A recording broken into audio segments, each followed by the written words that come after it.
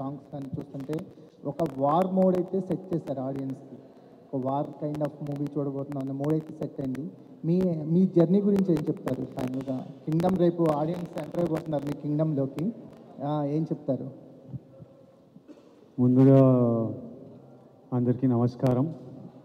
ఈ press meet live చూస్తున్న వాళ్ళందరికీ నమస్కారం. అండ్ మీరంతా చూస్తున్నారు జర్నీ స్టార్టింగ్ నుంచి. నేను యాక్టర్, నాకు ఫస్ట్ సినిమా దొరకక ముందు నేను థియేటర్ చేసేటప్పుడు ఫస్ట్ సురేష్ అన్నకు నా ఫోటోలు పంపించిన. సురేష్ అన్న అప్పుడు డీసీలో చేస్తుండేనో టైమ్స్ ఆఫ్ ఇండియా టైమ్స్లో ఉంటే నా థియేటర్ గ్రూప్లో ఒక అమ్మాయి ఉండింది, దీక్షా మరూర్ అని. ఆవిడ పనిచేస్తుంటే ఆవిడ దగ్గర ఆవిడకి చెప్పిన నా ఫోటోలు అయ్యి ఇట్లా యాక్టర్ ఉన్నాడు బాగా చేస్తాడని. అంటే నాతో కాదు, అది మా సీనియర్ ఉన్నారు సురేష్ అని, అతనికి పంపించండి అంటే నా ఫోటోలు పంపించి, అన్న కొంచెం ఇట్లా నేను విజయ్ ఇట్లా నా ఫోటోలు వేయండి, ప్రెస్లో ఎవరైనా చూస్తారు, ఏమన్నా రోళ్ళు వస్తాయని.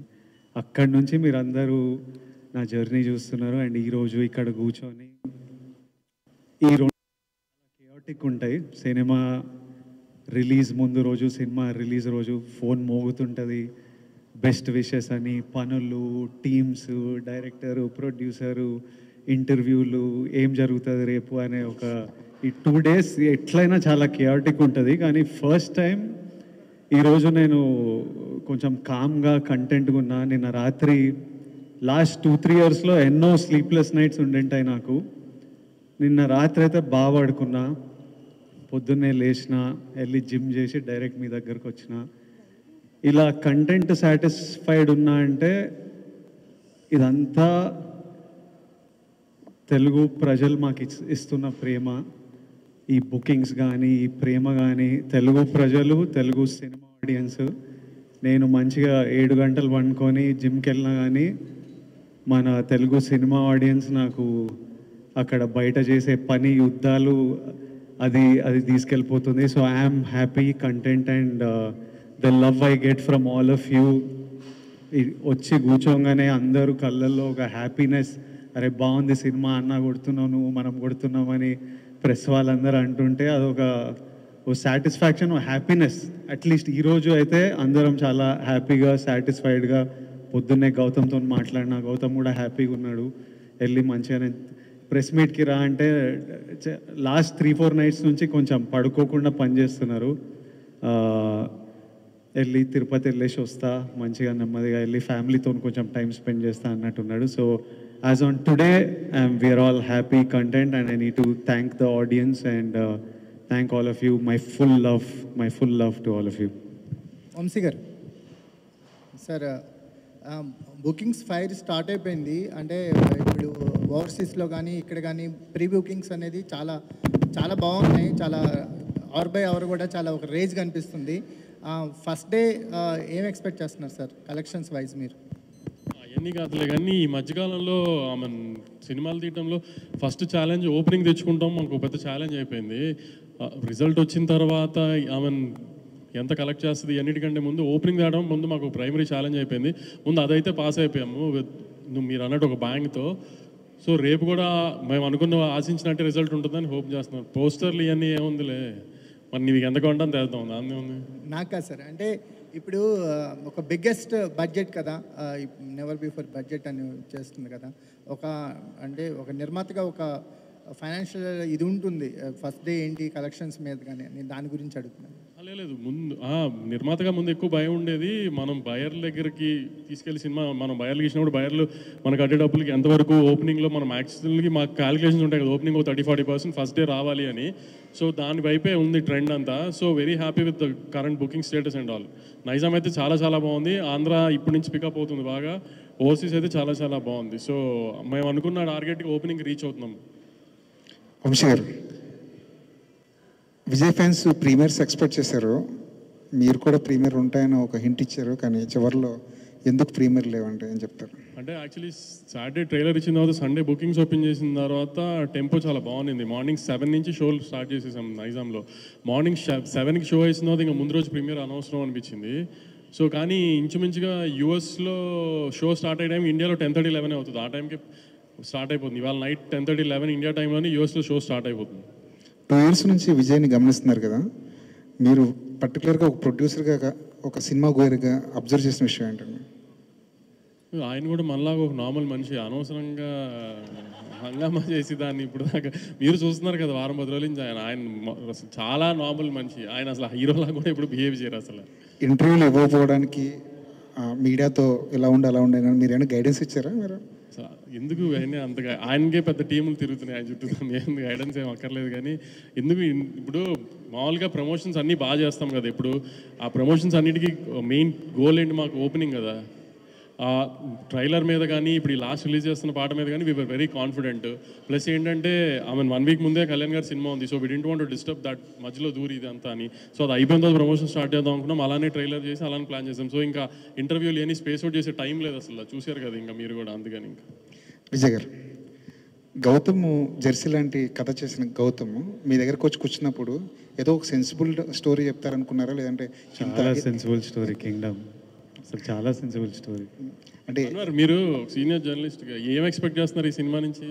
మీరు ట్రైలర్ చెప్పారు కదా, ట్రైలర్లో ట్రైలర్ చెప్పేసాం, అది ఓకే, క్లియర్గా ఉన్నారు.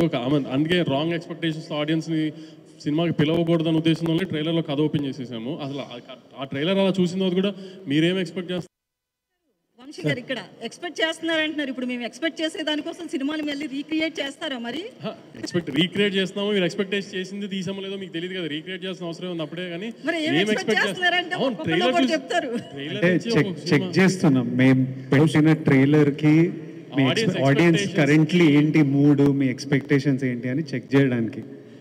విజయ్ గారు, ఆడియన్స్ కూడా మీరు చెప్పండి, ఆడియన్స్ కూడా ఒక వార్ జోన్ లోకి లాగే ప్రయత్నం చేస్తున్నారు. ఒక పెద్ద యాక్షన్ కాన్వాస్ ఉన్న సినిమా, ఒక బ్రదర్ ఎమోషన్ ఉన్న సినిమా చూపించబోతున్నారు, అంతేనా? నేను చెప్పాను, మీరు definitely it's very high on emotion. Vamsi గారు అంటే మన ట్రైలర్లో చూసిన షార్ట్స్, టీజర్లో చూసిన షార్ట్స్, ఆ స్కేల్ అవి సినిమా నుంచే ఉన్నాయి. వంశీ గారు ఇంటర్వ్యూలో గౌతమ్ తిన్నూరిస్ కింగ్డమ్ అన్నారు.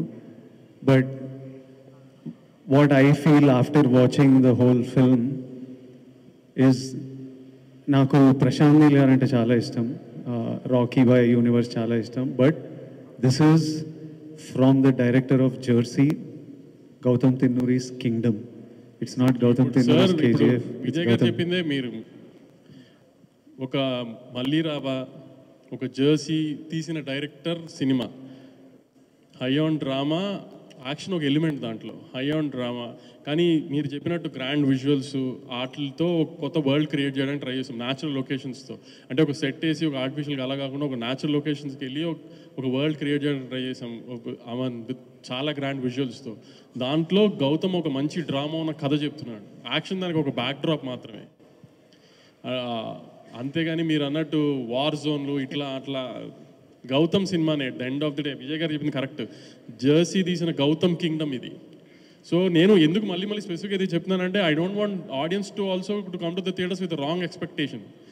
నేను ట్రైలర్లో కూడా అందరూ ఎందుకు కథ ఓపెన్ చేస్తున్నాం అని అడిగితే కూడా మేము కథ ఓపెన్ చేసేయడానికి కారణం అదే.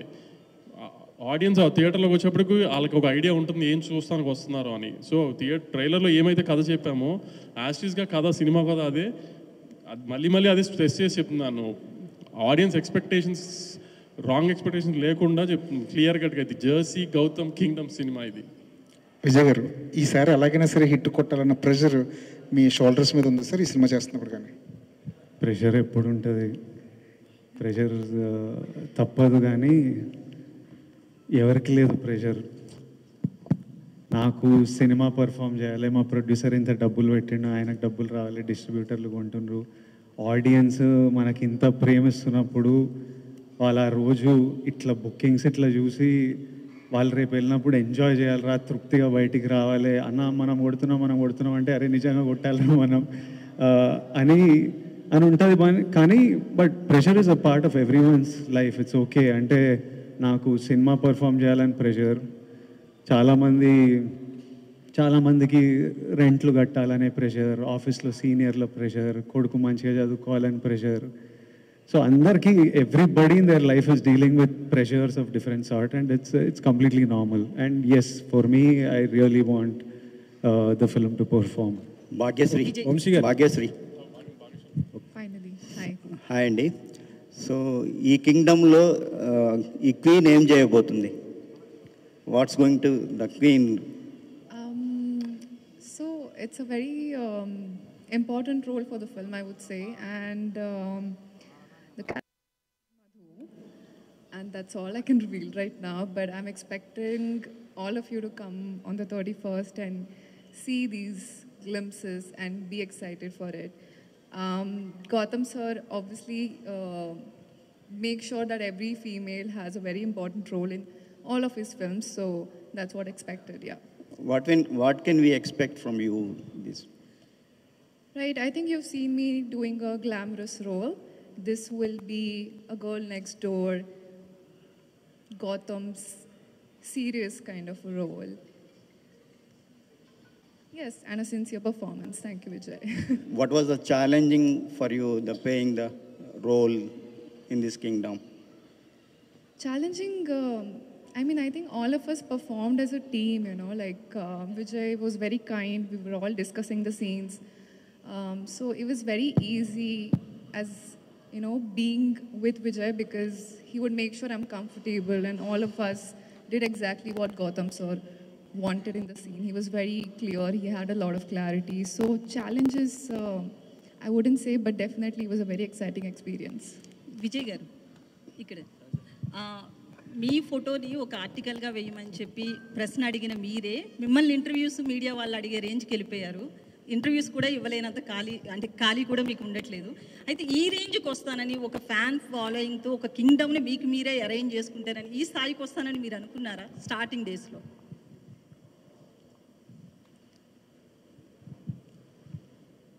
ఏదో పెద్దగా అవ్వాలి, పేరు సంపాదించాలి, డబ్బులు చేసుకోవాలి, అందరు రెస్పెక్ట్ పొందాలని అయితే ఉండే. అది ఎలా ఉంటుందో నాకు తెలియదు. జస్ట్ పెద్దగా రా, పేరు సంపాదించాలి, డబ్బులు సంపాదించాలి, ఇదైతే ఫిక్స్ అయిపోయినా. అది ఇలా ఉంటుంది. ఇది జర్నీలో మనం we find out as we go. Every film opens new opportunities, every day is new. నేను తీసుకునే ప్రతి decision, today the decision I take will shape the next 10 years of my life. So తీసుకుంటున్న ఆన్ ద గో తీసుకుంటున్న decisions ఇవి. But the goal సినిమాలు చేయాలని ఇష్టం, హ్యాపీగా ఉండాలని ఇష్టం, చేస్తున్నది. సో ఇప్పుడు కింగ్డమ్ విషయంలో హిట్ కొట్టాలి అని చాలా స్ట్రాంగ్గా అనుకుంటున్నారు. అంటే ఎక్స్పెక్టేషన్ ఎవరికన్నా ఉంటుంది. బట్ మొన్న సినిమా చూసిన హరిహర వీరమల్లు సినిమాకి వచ్చినా కూడా డిప్యూటీ సీఎం రేంజ్లో ఉన్నప్పటికీ కూడా పవన్ కళ్యాణ్ వచ్చి తన మూవీని తనే నిలబెట్టుకునే పరిస్థితి ఉంది. ప్రజెంట్ ఇండస్ట్రీలో అయితే ఎవరైనా సరే కలెక్షన్స్ రావాలనే చూస్తున్నారు, ఎందుకంటే నిర్మాతకు నష్టం లేకుండా. ఇప్పుడు మీరు కూడా ఈ సినిమా హిట్ అవ్వాలనుకుంటున్నారు. ఇది కలెక్షన్స్ పాయింట్ ఆఫ్ వ్యూలోనా, లేకపోతే మిమ్మల్ని నమ్ముకున్న ఫ్యాన్స్, మిమ్మల్ని ఇష్టపడుతున్న ఫ్యాన్స్కి ఒక ట్రీట్ ఇవ్వాలనా? ఏ సినిమా అయినా డైరెక్టర్ కథ రాసినప్పటి నుంచి, యాక్టర్ ఒప్పుకున్నప్పటి నుంచి ఒకటే గోల్ ఉంటుంది, జనాలు ఎంజాయ్ చేయాలని. అది ఒకటే ఆడియన్స్, మన audience, that is the single goal. అది అచీవ్ అయినామంటే అందరు హ్యాపీ ఉంటారు, డబ్బులు వస్తాయి, పేరు వస్తుంది. So nobody thinks about any other way around. ప్రతిసారి గోల్ ఆడియన్స్ మన సినిమా ఎంజాయ్ చేయాలరా, అదొక్కటే ఉంటుంది ఆల్వేస్. వంశీ గారు ఓకే. యాక్చువల్లీ లాస్ట్ టైం ఒక ఇంటర్వ్యూలో కూడా మీరు మాట్లాడుతూ పిఆర్ఓ వ్యవస్థ మీద మాట్లాడారు కదా, పిఆర్ఓలు బెదిరిస్తున్నారు, బ్లాక్మెయిల్ చేసే రేంజ్కి వెళ్ళిపోయారు అని చెప్పి. అయితే కొంతమంది పిఆర్ఓలకి ఈ విషయంలో కోపం వచ్చింది. ఎందుకంటే ఎవరో పర్టికులర్గా వాళ్ళ గురించి చెప్పకుండా అందరినీ ఒక పిఆర్ఓ టోటల్ వ్యవస్థను అన్నారు అని చెప్పి, పర్టికులర్గా ఎవరైనా ఉన్నారని మీరు చెప్పాలనుకుంటున్నారా? ఆ రోజు ఆ ఇంటర్వ్యూ అడిగిన అతను అయితే మాత్రం మిమ్మల్ని ఆ క్వశ్చన్ అడిగిన ఆయన తిరిగి ఆ క్వశ్చన్ వేయలేదు, పర్టికులర్గా చెప్పండి ఆ నేమ్స్ అని చెప్పి. మీరేమైనా దాని గురించి ఓపెన్ అవ్వాలనుకుంటున్నారా? లేదండి, కింగ్డమ్ గురించి చెప్తే నేను దేని గురించి ఓపెన్ అవ్వాలనుకోవట్లేదు సార్. వంశీ ఇది అంటే కింగ్డమ్ ఈ స్టోరీ అంటే గౌతమ్ దిన్నూరి ఇది ఫస్ట్ చెప్పింది రామ్ చరణ్ అన్నారు కదా, ఆ స్టోరీనా లేకపోతే ఇది వేరే స్టోరీ సార్? ఇది వేరే స్టోరీ అండి. మొత్తం చరణ్ గారికి చెప్పింది ఈ కథ కాదు. సో ఒక 15 days అయితే మళ్ళీ మీరు ఇంకొక సినిమా రిలీజ్ చేయబోతున్నారు. ఈ బిజీ షెడ్యూల్లో అది ఆ ఈవెంట్ అయినా చేయబోతున్నారా? వాటి అది కూడా చాలా తక్కువ టైం ఉంది కదా. మండే తర్వాత వార్ గురించి మాట్లాడుకుందాం అండి. ఈ 4 రోజులు అయితే నేను కింగ్డమ్ అయితే ఉండదు. మండే తర్వాత వార్కి ఏం చేయాలి ఎన్ని తర్వాత మండే తర్వాత మాట్లాడుకుందాం వార్ గురించి. విజయ్ని తీసుకోవడానికి కారణం ఏంటి సార్? అంటే గౌతమ్ తిన్నర్ ఈ స్టోరీ విజయ్ కోసం చేశారా లేకపోతే ఇంకేరేదన్నా? లేదు, గౌతమ్ నాకు వచ్చి చేద్దాం అనుకున్నప్పుడే నేను విజయ్ గారికి ఒక కథ అనుకున్నానండి. ఆ కథ విజయ్ గారితో సినిమా చేద్దామని అది చెప్పాడు డైరెక్ట్గా. వేరే ఆప్షన్స్ ఎప్పుడు మేము పెట్టుకోలేదు. అందుని విజయ్ గారు అనుకున్నాం, అది విజయ్ గారితోనే అలానే ప్లాన్ చేసాం అంతే. వంశీ, విజయ్ గారు మీ లాస్ట్ సినిమా ఫ్యామిలీ స్టార్, అది ఫ్యామిలీ ఆడియన్స్ కోసం తీశారు. ఇది ఏ ఆడియన్స్ పర్టికులర్గా ఎవరి కోసం అనుకుంటున్నారు అసలు? టికెట్ బుక్ చేసుకుంటున్న ప్రతి ఒక్కరికి కింగ్డమ్ వాళ్ళందరి కోసం కింగ్డమ్. యుద్ధం ఎవరి కోసం, ఎందుకు చేస్తున్నారు? ఏ యుద్ధమైనా ఫ్యామిలీ కోసమో ప్రేమ కోసమో లవ్వే ఉంటుంది రూట్ కాజ్. మన ల్యాండ్ కోసమో మనం పుట్టిన మట్టి కోసమో ఫ్యామిలీ కోసమో లవ్ కోసమో ఇదే ఉంటుంది. హిస్టరీలో ఏ యుద్ధం తీసుకున్నా దీని గురించే ఉంటుంది. ఇది కూడా అలాంటిదే. మొన్న ట్రైలర్ లాంచ్లో లాస్ట్లో మీరు మీ స్లాంగ్ మార్చారు, యాస కుందియా రాయలసీమ యాస మార్చారు కదా, అది చెప్తూ అది బాగా ట్రెండ్ అయింది. అసలు బాగా మీ ఫ్యాన్స్ కానీ అందరు కూడా బాగా ఎంజాయ్ చేశారు. అంటే నెక్స్ట్ రాబోయే రౌడీ జనార్దన్ దానికోసం ఉన్నట్టు ఆ యాసతో ఉన్నటువంటి సినిమానా అది? ఆ డైలాగ్ అది నేను అనంతపూర్లో చదివినానన్నా, సో ఇంకా యాస అంటే ఇష్టము. తిరుపతిలో ఉంటేవి అట్లా మాట్లాడిన అంతే. అంటే రౌడీ జనార్దన్లో నెక్స్ట్ అదే వ్యాస ఉండబోతుంది. లేదు, నెక్స్ట్ రాయలసీమ అబ్బాయి రాహుల్ సంకృత్యంతో రాయలసీమ బ్యాక్డ్రాప్లో సినిమా తీస్తాడా అందుకు. విజయ్ 2 years కదా ఇది. హౌ అంటే ఫిజికల్ ట్రాన్స్ఫర్మేషన్ అనేది ఎంత ఛాలెంజ్ అది మీకు? ఎందుకంటే 2 years ఒకటే లుక్ ఒకటే ఫిజిక్ మెయింటైన్ చేయాలి కదా. How difficult or easy like to maintain the same? నేను ఎంజాయ్ చేస్తాను వర్కౌట్, నాకు ఇష్టం. ఫిట్గా ఉండడం, రెడీగా ఉండడం. ఈరోజు కూడా పొద్దున్నే వెళ్ళినా మళ్ళీ సాయంత్రం వెళ్ళి ఇంకోటి కొడతా, మనశ్శాంతిగా ఉంటుంది. తర్వాత ఒక యాక్టర్లా లైఫ్లో కూడా ఎప్పుడు రెడీ ఉండాలి. యుద్ధం వచ్చిన తర్వాత రెడీ అవ్వడం అంటే వర్కౌట్ కాదు. ఆల్రెడీ ముందే వార్లో హాలిడేలు ఉండవు, ఆల్వేస్ రెడీ ఉండాలి. So I like to stay fit and strong. ఇందులో ఎల్టీటీ అని కూడా టచ్ చేశారా ఏమైనా? సారీ, ఎల్టీటీ ఏమైనా టచ్ చేశారా ఇందులో? ఆ పాయింట్ ఏం టచ్ చేయలే. అలాంటి టైంలో జరిగిన ఒక ఫ్యామిలీ ఇమోషన్ మీద ఒక మల్టీ లేయర్డ్ కథ. వంశీ గారు, మామూలుగా ఒకప్పుడు చిన్నబాబు గారు కూడా, మీ బాబాయ్ గారు కూడా చిన్నగా ఉన్న మిమ్మల్ని చూసిన అందరికీ ఆశ్చర్యం కలిగించే విధంగా ఇప్పుడు ఆల్ లాంగ్వేజ్లో కూడా సితార వంశీ ఇదే వినిపిస్తుంది. ఇప్పుడు గీతా ఆర్ట్స్ కానీ లేదా దిల్ రాజు ప్రొడక్షన్ ఇలాగా అన్నిటికి మించి ఇప్పుడు నెంబర్ 1 స్థాయిలో మీ ఎదగటం మీరు ఎలా ఫీల్ అవుతున్నారు? నేను ఎదగలేదండి, దానికి ఏం ఫీల్ అవ్వండి. నేను ఇప్పుడు కూడా మా బాబాయ్ తిడుతూనే ఉంటున్నారు. ఇప్పుడు విజయ్ గారు చెప్పినట్టు ఇప్పుడు కూడా మా బాబాయ్ తిడుతూనే ఉంటారు. అనుకున్న దానికంటే ఖర్చు పెరిగిందని ఇదని అదే కరెక్ట్గా మీ వెనక వచ్చారు ఇప్పుడు ఆయన. అందుకని అలాంటి ఎదగటాలు ఏం లేవండి. ఇక్కడ ఏం రేస్ కాదు నెంబర్ 1 పొజిషన్ ఎవరు ఉంటానికి. ఏ సినిమా ఆడితే ఆ వీక్ ఆ హీరో నెంబర్ 1 అంతే. ప్రొడ్యూసర్కి ఏమైనా సంబంధం ఉంటుంది చెప్పండి. ప్రొడక్షన్ సంస్థలు కూడా అంతే కదా, అయ్యే కదా. ఆ సంస్థలు పనిచేయాలని తర్వాత వచ్చే హీరోలు కూడా కోరుకుంటారు. ప్లస్ పెద్ద హీరోలు కూడా ఆ సంస్థలు నేను పనిచేయాలని కోరుకుంటారు. ఎప్పుడైనా హీరోలు వెళ్ళి ప్రొడ్యూసర్ సినిమా చేయమని అడుగుతారండి. హీరోలు అడుగుతారు, ఆ సంస్థలు నేను పనిచేయాలని కోరుకుంటారు. చాలా మంది కోరుకుంటూ ఉండొచ్చు, కానీ ముందు ప్రొడ్యూసర్ అడిగితే అప్పుడు వాళ్ళకి నచ్చితే వాళ్ళు చేస్తానంటారు. అది అంతే. హీరో చూస్ చేసుకుంటారు. నేను ఆ ప్రొడక్షన్ హౌస్లో పనిచేయాలని కూడా హీరోలు కూడా అనుకున్న సందర్భం ఉంటే డైరెక్టర్ కూడా అనుకుంటారు. అలాగే డైరెక్టర్తో కూడా హీరోలు చేయాలనుకుంటారు. అలా జరుగుతూ ఉంటుంది. ఇప్పటి నుంచి వెళ్ళానని మీరు అనుకుంటే వెరీ హ్యాపీ. సరే, రిసెప్ట్ వరుసగా అన్ని కేజీ ప్రాజెక్టులు టప చేయడం గురించి దాని గురించి ఏం చెప్తారు? ఈ రోజు మార్నింగ్ కూడా అనౌన్స్మెంట్ ప్లాన్డ్గా టపటప చేయాలని కదండి. అనుకున్నవి ఏ టైంకి ఆ టైంకి అలైన్ అవుతాయి. అలా ఇప్పుడు గౌతమ్ది ఇది ఇలా టైం 2 years పడుతున్నాను అనుకోలేదు ఈ టైంకి ఇలా రిలీజ్కి వస్తుంది అని. సో షూట్ స్టార్ట్ చేసుకునే ప్లాన్ ప్రకారం స్టార్ట్ చేసుకున్నాం, కానీ రిలీజ్ మన చేతుల్లో ఉండదు కదా. ఇది కూడా 3 రిలీజ్ డేట్లు మారాం యాక్చువల్లీ. సో ఏది మన చేతుల్లో లేని ఏం చేస్తాం, అవి మనం డిఫైన్ చేయలేని కదా కొన్ని. విజయ్ గారు, వరుసగా మన సక్సెస్ ఫెయిల్యూర్ మన చేతిలో ఉండేది కాదు, అది అందరికీ మనకు తెలుస్తుంది. అయితే మీరు నటుడిగా ఈ సినిమాకి ఒక పై మెట్టు ఎక్కిన పెర్ఫార్మెన్సే మాకు కనిపిస్తుంది, ట్రైలర్లో కానీ సాంగ్స్ కానీ. ఆ రకంగా చెప్తే ఏం చెప్తారు మీరు? అట్లా ఎందుకు అనిపిస్తుంది అంటే గౌతమ్ తిన్నూరి రైటింగ్ వల్ల, అనిరుద్ మ్యూజిక్ వల్ల, జొమాంటి జాన్, గిరీష్ గంగాధరన్ సినిమాటోగ్రఫీ వల్ల. యాక్టర్ ఎప్పుడు ప్రతి సినిమాకి most of us, at least lot of us ప్రతి సినిమాకి ప్రాణం పెట్టే చేస్తాము. మిగతావన్నీ కలిసి వచ్చినప్పుడు మీ అందరికీ చాలా బాగా అనిపిస్తుంది. ఎక్కడన్నా మిస్ అయితే సరిగ్గా చేయలే అనిపిస్తుంది, బాగా అనిపించదు. So if you all are feeling the impact, it's because of the team that I have with me. Vijay garu, మిమ్మల్ని కెరీర్ ముందు నుంచి చూస్తున్నాను, చాలా అగ్రెసివ్గా మాట్లాడతారు. ఈరోజు మాత్రం స్కూల్కి వచ్చిన పిల్లాడు కూర్చుని పద్ధతిగా, చాలా కామ్గా, పొలైట్గా, చాలా పద్ధతిగా ఒక స్కేల్ ప్రకారం మాట్లాడుతున్నట్టు అనిపిస్తుంది. ఎందుకో నేను ఎప్పుడు లోపల అనిపించేది మాట్లాడతా, ఇప్పుడు ఇట్లా అనిపిస్తుందేమో అట్లా మాట్లాడుతున్నా. ఆ రోజు అంటే ఇప్పుడు ఇనిషియల్ స్టేజ్లో అగ్రెషన్ అదొక, అప్పుడు కూడా నేను ఎప్పుడు నిజంగా మనసులో అనిపించిందే మాట్లాడతాను. నేను దేని గురించి ఎవరి కోసమో నేను మారను. నాకు ఈరోజు ఇట్లా అనిపిస్తే ఈరోజు ఇట్లా ఉంటా. కాకపోతే ఆ ఇనిషియల్ స్టేజ్లో వచ్చే అగ్రెషన్ ఏముంటుందంటే it's like a defence mechanism. It's a defence mechanism. ఎవరు మనని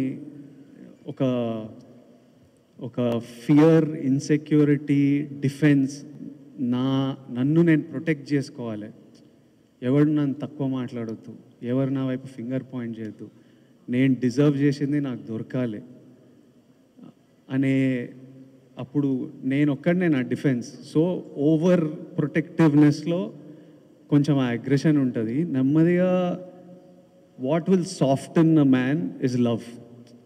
ప్రజల గురించి లవ్ వచ్చిన ఎంత సినిమాలో కూడా చూస్తుంటాం కదా, స్టార్టింగ్ అగ్రెసివ్ హీరో ఉంటాడు, అమ్మాయి లైఫ్లోకి వచ్చిన మదర్ వాళ్ళన ఎవరో సాఫ్ట్ అయిపోతుంటారు. ప్రజల లవ్ వల్ల ఇట్లా మీరు కూడా నా వైపు ఇక ప్రేమతో ఉన్నారు, ఇక మొత్తం సాఫ్ట్ అయిపోయినా. అట్లా ఆ ఇన్సెక్యూరిటీని దాటుకుని వచ్చేసారండి మీరు?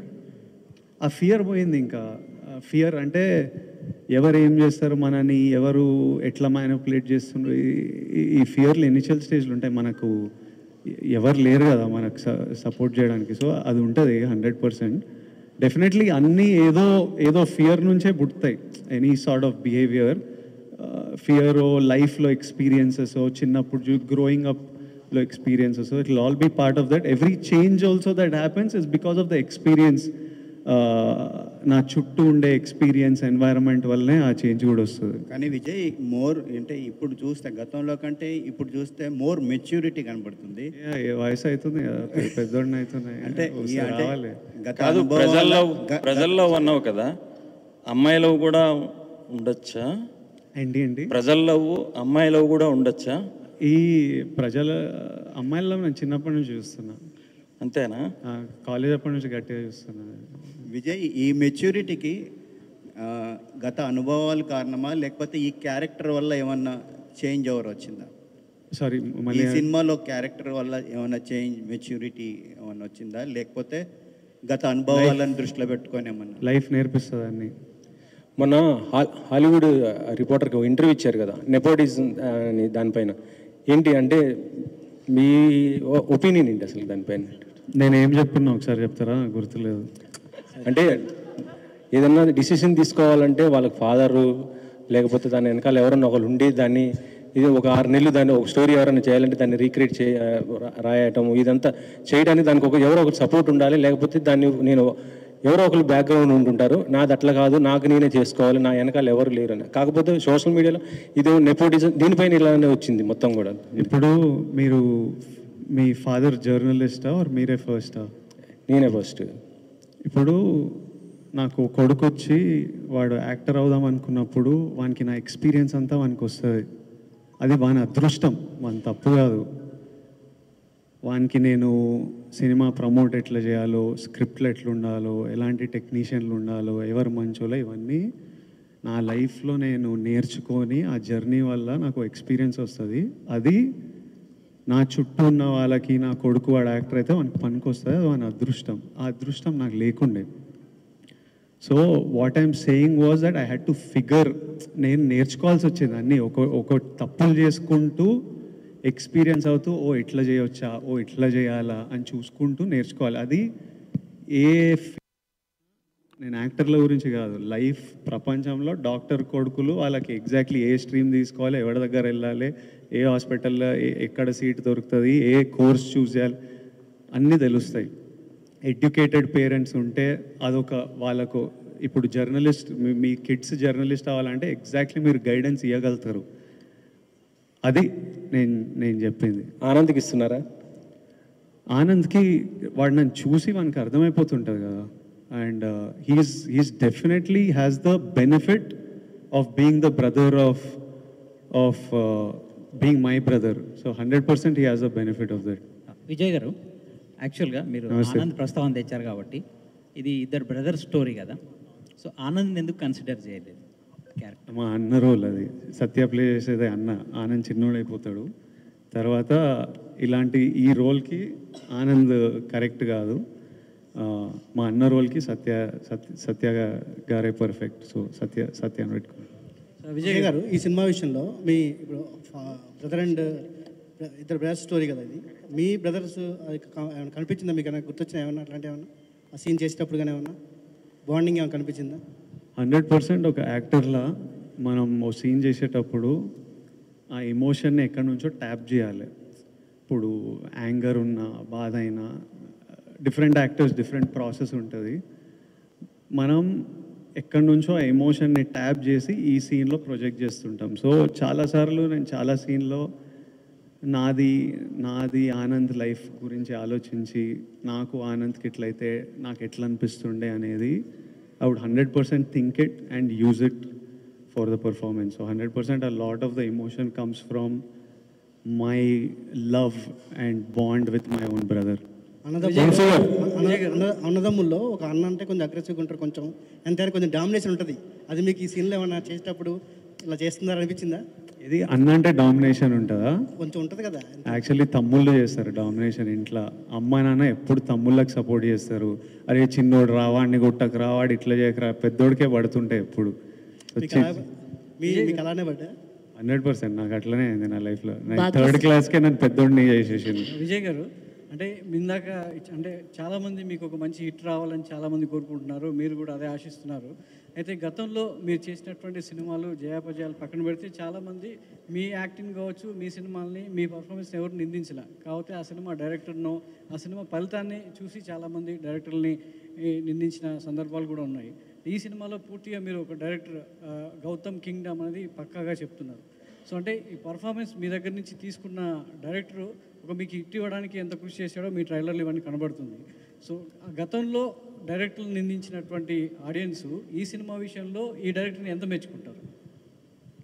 ప్రతి సినిమా డైరెక్టర్ నుంచే వస్తుందండి. మనమంతా పార్ట్ ప్లే చేస్తాం. కథ అయిన తర్వాత మన దగ్గర వస్తారు. కథ చేసే జర్నీలో కొంచెం ఉంటాం, ఆ తర్వాత సెట్లలో ఉంటాం.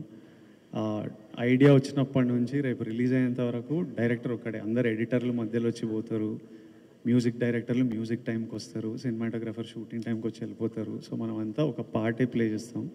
సో ఏ సినిమాకి క్రెడిట్ వచ్చినా, అర్జున్ రెడ్డికి క్రెడిట్ వస్తే అది సందీప్ వంగాది, గీతాగోవిందంకి క్రెడిట్ వస్తే అది బుజ్జి గారిది, కింగ్డమ్కి క్రెడిట్ వస్తే 100% గౌతమ్ది. But it's not just Gowtam Tinnanuri's Kingdom. He's the కర్త, he's the captain of the ship. కానీ without Anirudh, without Naveen Nooli, without Girish Gangadharan and Jomon, వీళ్ళందరూ, మా production designer Avinash sir, like వీళ్ళందరూ కింగ్డమ్ ఇది. వీళ్ళంతా ఎంతో కాంట్రిబ్యూట్ చేస్తే ఈరోజు ఈ ప్రేమ మనమందరం చూస్తున్నాం.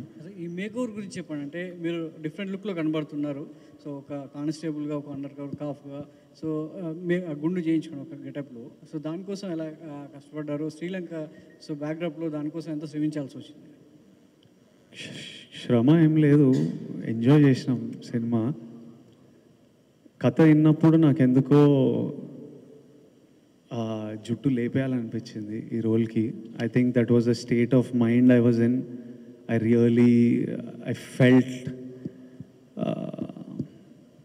I felt it strongly. So గౌతమ్ని అడిగా, గౌతమ్ ఐ యూ షూర్ అన్నాడు. కొన్ని ఫోటోలు పంపించిన.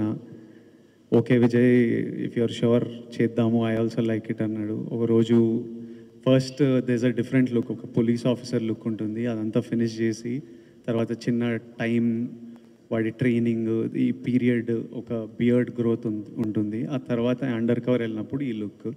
సో ఒక రోజు కూర్చొని ఆ పోర్షన్ అంతా ఫినిష్ చేసుకొని ఇంకా కొట్టించేసినాం. ఇందులో ఇంకో లేయర్